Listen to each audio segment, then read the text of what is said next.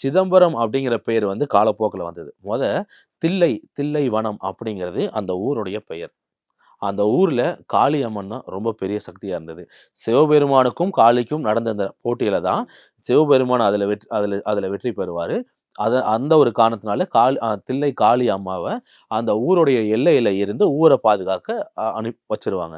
இப்போ முழுக்க முழுக்க தில்லைவனம் காடு. சிதம்பரம் நடராஜர் கோயில் உருவாகுறதுக்கு முன்னவே அந்த இடத்துல ஆதி மூலவர் அப்படிங்கிற சிவபெருமான் லிங்கம் சுயம்புவா உருவாயிருக்கு.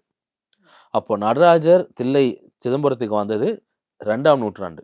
ஆனா, அதுக்கு எத்தனையோ ஆயிரக்கணக்கான வருஷத்துக்கு முன்னாடி இருந்தே, ஆயிரக்கணக்கான வருஷம் நான் சொல்றேன். ஆனா எத்தனை யுகமா, எத்தனை வருஷம்னு கணக்கு தெரியல. அவ்ளோ வருஷமாவே அங்க இருக்க லிங்கம் இருக்கு.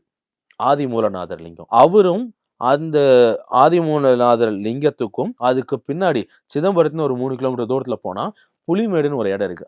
அது வந்து சுடுகாடு மேடம். அந்த இடத்துல ஒரு சிவன் கோயில் இருக்கு. சிவன் கோயிலு, பின்னாடி சுடுகாடு. கோயிலுக்கு முன்னாடி தீர்த்தம் இருக்கும்.